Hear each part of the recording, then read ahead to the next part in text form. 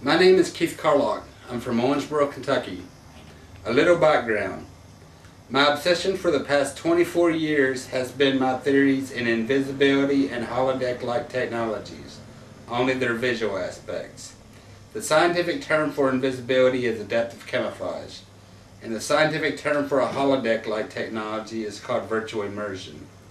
I've had my theories in their final form since the New Year winter of 1992, about 25 years now.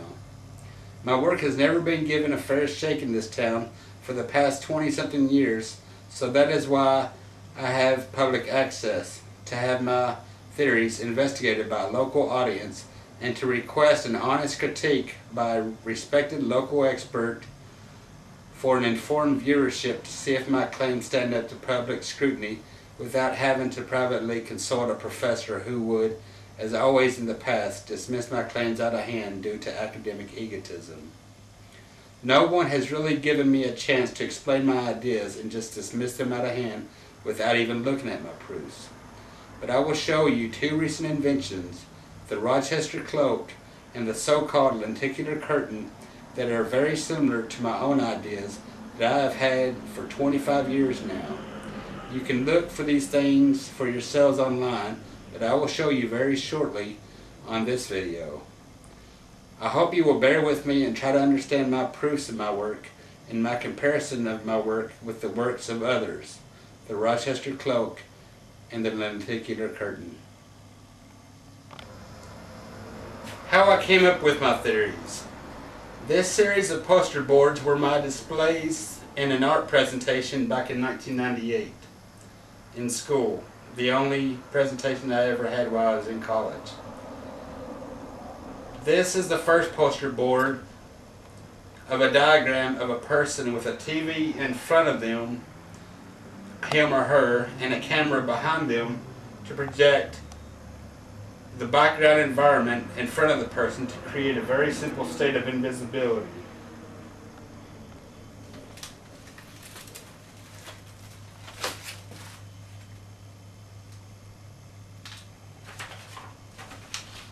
The second board shows a two-sided monocular 2D view having two camera TV units displaying the back and front of the environment around the person.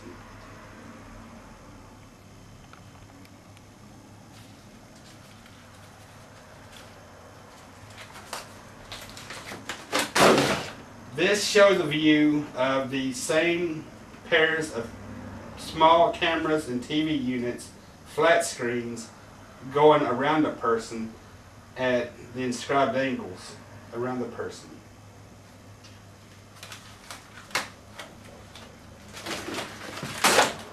This shows a faceted view, a faceted TV camera units around the person. This is a critical step into making something invisible, wrapping in light or imagery around the person from the background environment.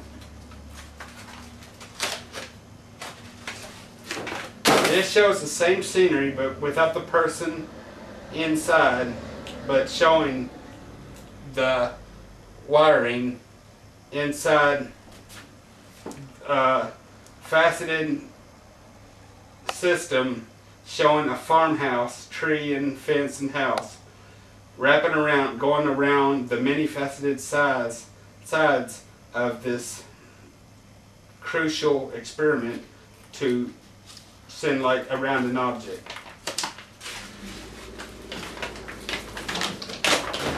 This shows the same faceted screens, TV screen and camera units, and what I developed into my concept of a light interface, a small concentration of their counterpart TV camera units with fiber optic wires, bundles, connecting the outside to the inside light interface, and this is the person inside.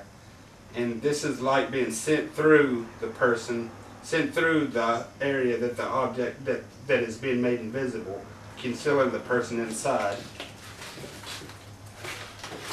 And this would show what this fully wraparound invisible sphere, as I call it, would look like, with the person being invisible while at all angles and in all directions around the outside of this so-called invisible sphere.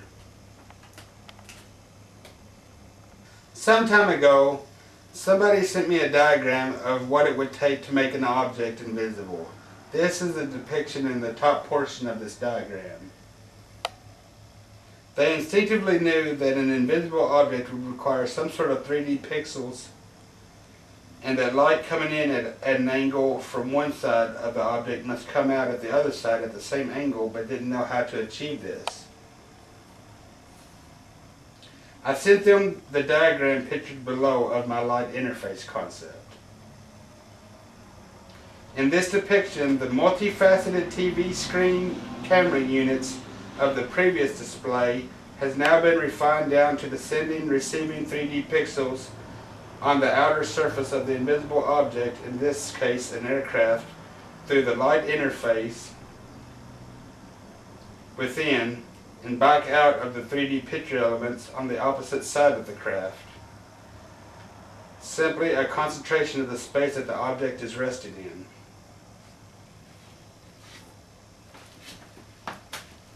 This next diagram simply shows the three-dimensional perspective of the light interface inside the craft connected to the outer surface 3D pixels with fiber optic bundles and my concept of a 3D pixel unit. Again, the light interface takes the same shape as the object being made invisible.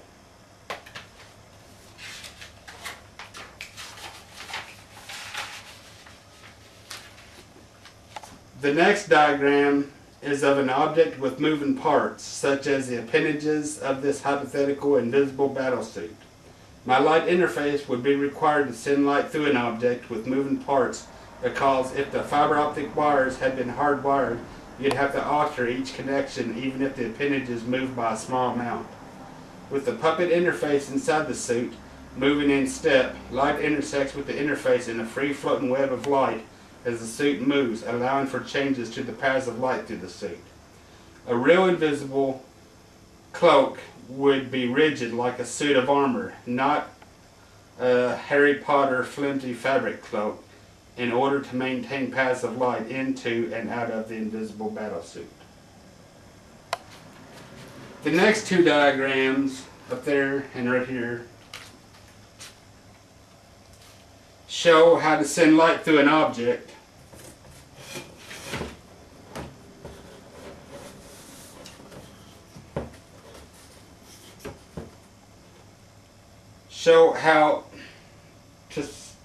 send light through an object both with and without my concept of the light interface. The first diagram shows a hard wiring of fiber optic wire from one 3D pixel to all the rest, and what I call a one-to-many correspondence of inner and outer 3D pixels without my light interface concept. This diagram only shows one node of connection.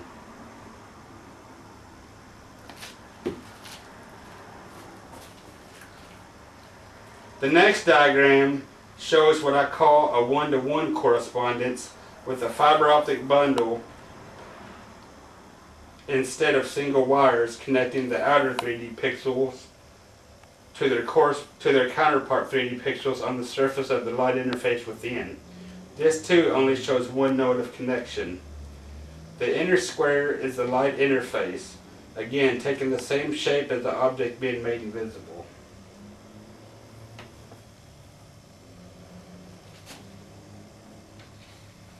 This diagram is a cross-section of a three-dimensional pixelated sphere, which is the highest form of 3D invisible holodeck resolution of a solid geometric object because light travels through it at regular intervals. Any other shape would have less fully wraparound or interior 3D resolution, but which could be increased by adding more to the fiber optic bundles in between the inner and outer 3D pixels. Also, this diagram shows a person existing in a sort of holodeck inside the interface of the outside environment, painted all along the interior walls of the interface as light is being sent through the object to make it invisible. The holodeck converted light interface is the byproduct that I discovered of sending light through an object to make it invisible. This is my greatest discovery. Invisibility, adaptive camouflage, and holodeck virtual immersion technologies are exact geometric inverse forms of each other. Invisibility and holodeck technologies, their visual aspects are inversely related to each other. If you turn an invisible object outside in, you have a holodeck. If you turn a holodeck inside out, you have an invisible object. The last diagram showed a person inside the light interface seeing a holodeck scenery of the outside environment as light was being sent through to make the object invisible. But also in the same token, the same person would be magnified to the outside world on the 3D pixelated surface of the hypothetical invisible sphere, or any shape object for that matter, illuminated from the light outside. A good way to combine both invisibility and holodeck technologies would be to have two light interfaces. One to send light through the outer surface of the object to make you invisible inside, while another interface is connected to a pre-recording of a random outside environment or a computer-programmed holodeck scenery. I call my idea an APRO, or an artificial parallel reality orb. It's so simple, I don't know why the Star Trek writers never thought of this device using the Star Trek universe's already existing Klingon cloaking device wrapped around a Star Trek The Next Generation holodeck. Again, invisibility and holodeck technologies share an interesting inverse relationship to each other to create this device. My next diagram is an illustration of a paradox of more than one APROs existing in this reality. I call it the paradox of ghost interfacing. The philosophy behind an ideal, perfect APRO, invisible to both light and matter in this world, is that it must be completely invisible to the outside world while being able to detect and manipulate the matter and energy of the world beyond itself. Now, if two perfect ideal APROs existed, how would they interact? If they can detect each other, they are breaking Rule 1. They must be completely invisible to anything beyond itself in the outside world. If they can't detect each other, they are breaking Rule 2. They must be able to detect and manipulate everything in the outside world. This is the paradox of ghost interfacing that extends into the virtual environments of the holodeck converted light interfaces as well. But I'll end this topic here.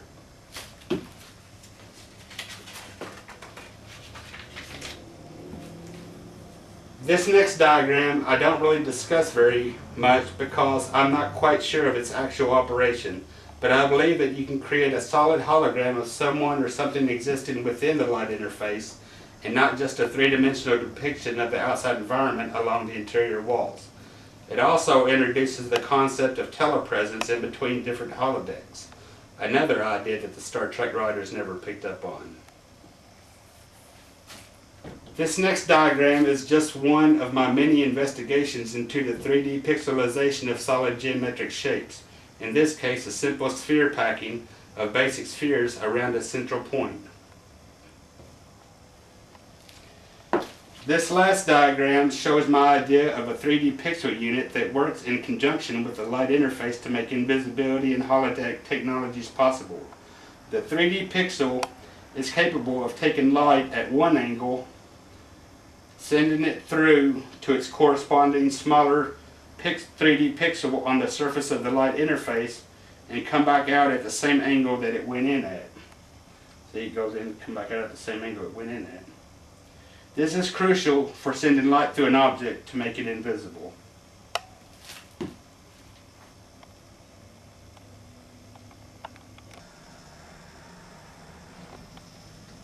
The Rochester Cloak, the most recent innovation in invisibility in the vein of research that I'm putting my money on, is the Rochester Cloak. You can Google Rochester Cloak and see for yourself how it works, but this illustration gives a good description.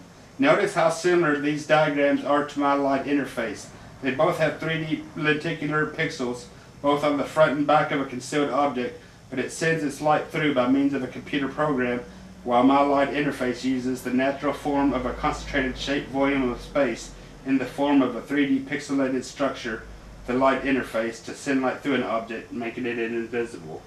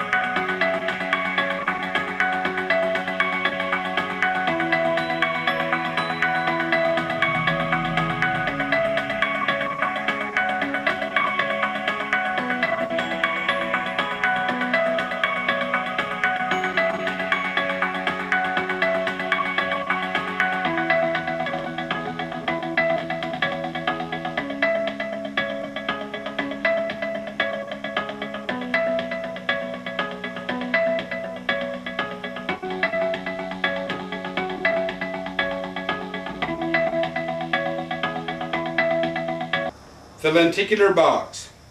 My lenticular box is the low-tech geometric visual proof of the inverse relationship between invisibility and holodeck technologies that can be applied to a high-tech scenario. I invented the lenticular box around the same time as I had my discoveries a few years later, around 1998, on a dare from a friend to tell me not to talk about invisibility, but to make something invisible, and then he'd listen to me. I came up with my high-tech applications before I made the low-tech lenticular box to prove it.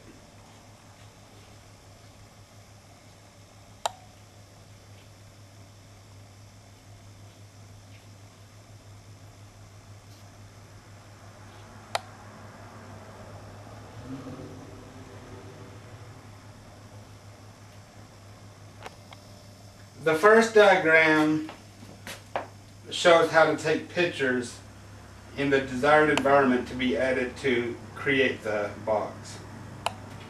First, you have an image, you have to imagine something like a thin frame of the box's outline against the backdrop of the environment that you want to take the pictures in.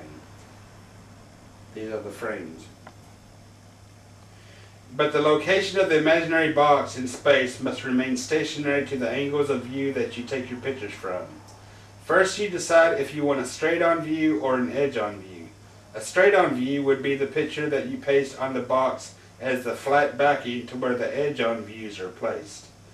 You stand at one point around a point and rotate around, taking one picture for a straight-on view, and rotate some more and take two side-by-side edge-on views, and then you just keep repeating, not only for the 12 horizontal axis picture splice view panorama, but also for the two vertical axis of view perpendicular to the horizontal. Then you develop the pictures and lay the images down in their unfolded state to keep track of the positioning of each picture that goes around the box. There are 30 square measured photographs, but only 18 different view angles, since two side-by-side images come together at an edge-on view with 6 straight, flat backing photographs left over.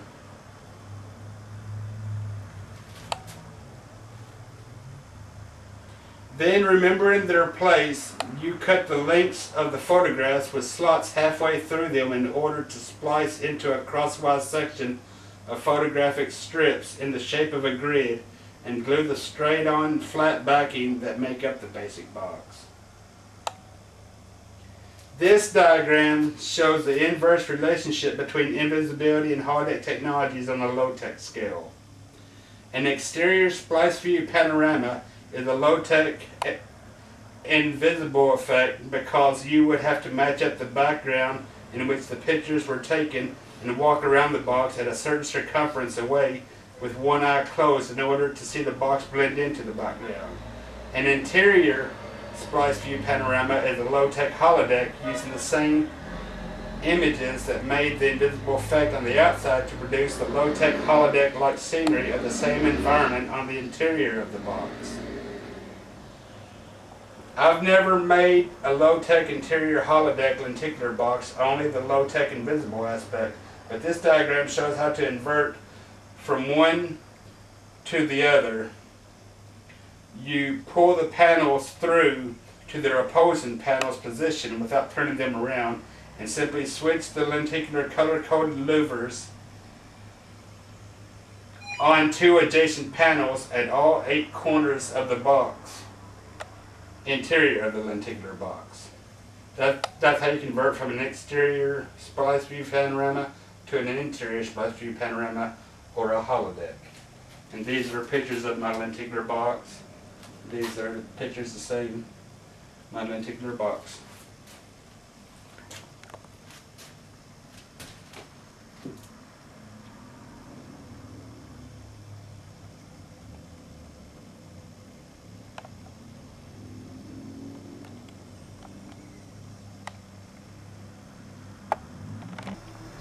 This is the lenticular curtain. I'm firmly convinced that this so-called lenticular curtain is a rip-off of my lenticular box. Somebody must have seen my own box which I've had fully constructed since 2008 and made their own cheap knockoff, calling theirs the lenticular curtain. They had to have stolen my idea. My lenticular box is not truly lenticular. I'm the only one who would call it that. Lenticular technology describes lenticles, which are long cylindrical lenses, the kind that are so small that you can feel them as you scratch a lenticular hologram card, the surface of it. These are images of, this is a brief description. You can look this up by typing in lenticular curtain in Google, and this is the page that it's on.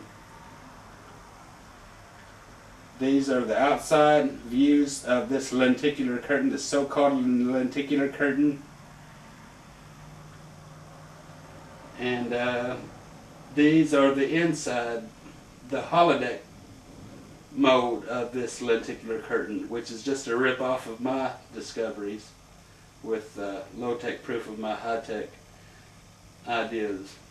This is the lenticular curtain. This is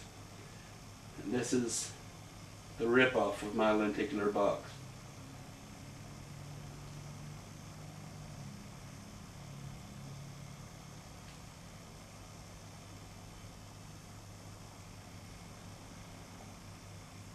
That's it.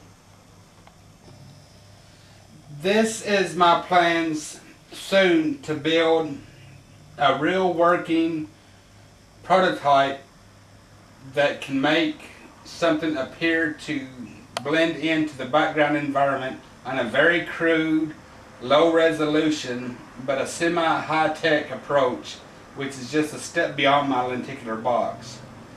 I plan to build miniature 3D pixel units that would take light, a laser light in from one side, send it through a fiber optic bundle, which may be a reflective tube. All these reflective tubes can stand in for fiber optic bundles, for fiber optic wires together that encompass one single fiber optic bundle, connected to a small 3D picture element, which should send the light out at the same angle that it came in at. That's one requirement for making something invisible.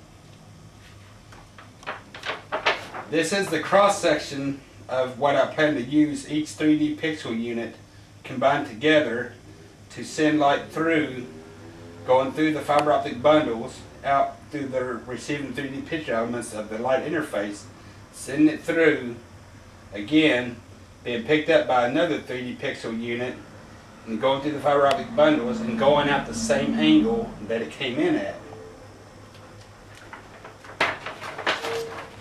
And this is the three-dimensional perspective of what I would call my invisible cube. Again, you have 3D pixels, 3D pixel units connected to the interface. This is the interface on the inside. And again, light comes in at one angle, goes through the fiber optic bundles to the corresponding 3D picture element on the inside, on the light interface, the inner cube. The light goes through at the same angle, gets picked up by another receiving 3D picture element unit, 3D pixel unit, comes back out of the corresponding 3D pixel unit at the same angle that it came in at. This would be low resolution. There's only 16 3D picture elements to each side of this box, to each side of this cube. And but if you made it small enough, the resolution could be increased by decreasing the area of the 3D picture elements. But it's not meant to fully deceive the eye. It's just meant to prove that light can be bent around an object hidden in between the outer surface and the interior light interface, and light can be sent through as if nothing was in the way to impede the travel of the path of light through the object. The mock-up of my proposed invisible battle suit. It doesn't actually work, of course, but it's meant to, I built this solely to show the viewership what an actual light interface would look like, how the whole object would look like, a whole invisible object like this invisible battle suit would look like with the light interface inside. The light interface is the key to making objects invisible. and it produces a holodeck in the interior of the light interface as a byproduct of sending light through the object, such as this invisible battlesuit, to make it appear invisible. Again, the interface is the most important part of the high-tech counterpart of my invisible holographic principles, holodeck principles, holodeck theories. The light interface inside this mock-up invisible battlesuit is where the light is sent through by fiber optic connections, fiber optic bundles, from the outside three-dimensional picture elements to the picture elements on the interior of the light interface, the puppet interface inside this battlesuit's hump that sends light through the object, because you're recreating the space that the object is resting in, but in a more concentrated form to allow light to be going through the object as if the object wasn't in that space to begin with. You're recreating the space but in a concentrated form. And the light interface makes it possible to allow something to remain invisible that has moving parts, something that the Rochester cloak cannot claim. The Rochester cloak cannot claim a byproduct of a holodeck inside the light interface, and it also cannot claim to make things with moving parts, such as the appendages of this battlesuit, to be made invisible, like my light interface concept does.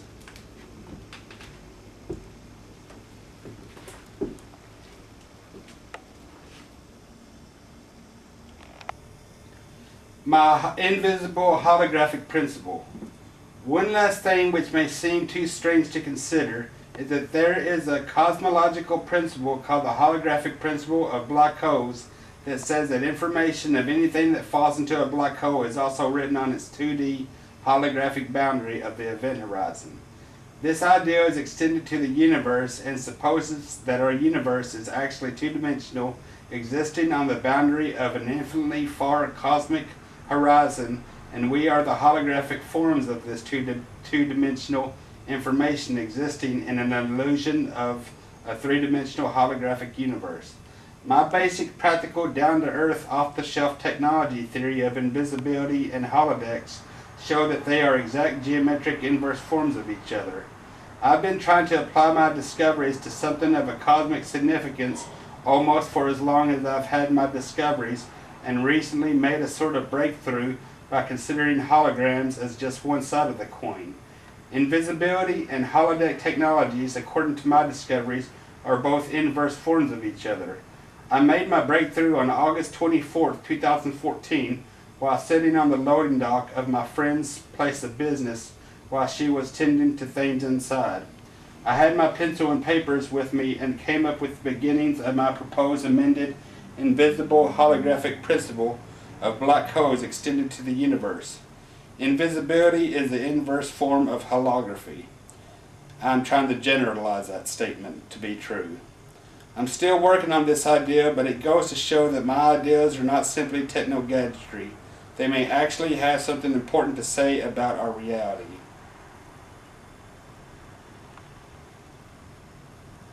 Local newspaper, the Messenger-Inquirer, still contends, after 20 years, ever since 1996, that my work is still not newsworthy.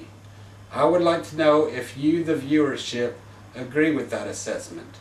If not, I ask you to write in and ask them to cover my work. Thank you for your time. Goodbye.